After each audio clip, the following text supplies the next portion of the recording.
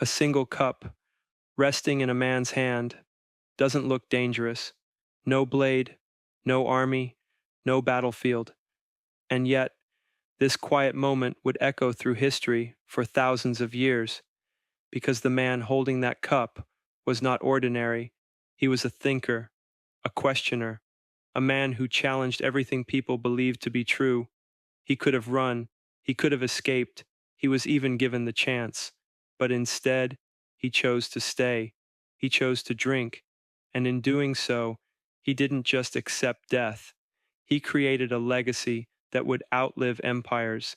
This is the story of the poisoned cup and the man who made it unforgettable. Ancient Athens was not just a city, it was an idea, a place where people gathered in open spaces to debate, argue, and question the world around them. It was the birthplace of democracy, a system where citizens had a voice, but also where opinions could quickly turn into judgment. People believed in gods, in tradition, in order, and anyone who challenged those beliefs risked becoming a problem. Into this world stepped a man who did exactly that. Socrates.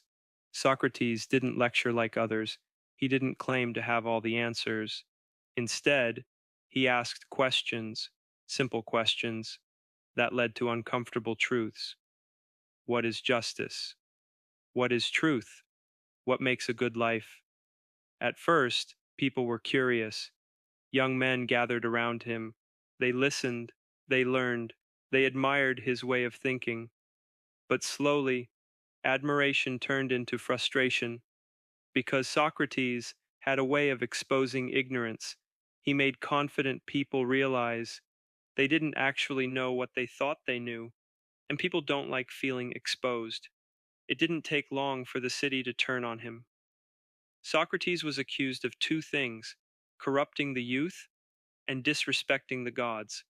But beneath those accusations was something deeper: fear.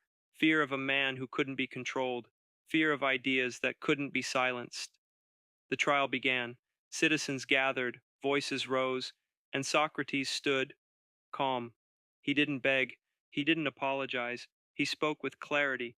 He defended not just himself, but the importance of questioning. But Athens had already made its decision. He was found guilty. After the trial, Socrates was taken to prison. His followers were devastated. They had a plan, everything was ready. He could escape, leave Athens behind, start a new life elsewhere, continue teaching. But Socrates refused, because to him, escaping would mean breaking the very laws he had lived under his whole life. Even if those laws were flawed, he believed in respecting them. To others, it didn't make sense. Why choose death when life was still possible?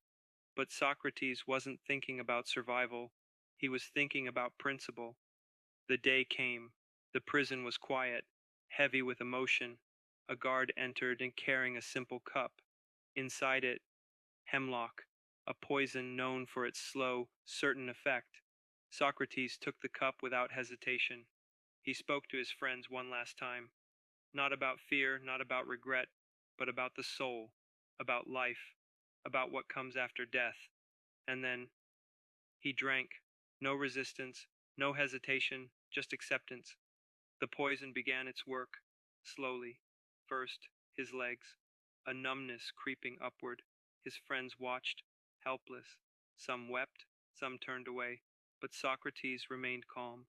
He described what he was feeling, almost like a teacher guiding his students through his final lesson. As the cold reached his chest, his breathing slowed, and then he was gone. Athens had silenced a man, but it had made a mistake, because ideas don't die that easily. Socrates' student Plato carried his teachings forward. He wrote them down, shared them, expanded them, and those ideas went on to shape philosophy, science, ethics, education, the very foundation of how we think today. That poisoned cup became more than an execution. It became a symbol of standing by your beliefs, questioning authority, choosing truth over comfort. Socrates could have lived quietly. But instead, he chose to make a statement, and that statement echoed through time. In the end, it wasn't the poison that made history, it was the choice.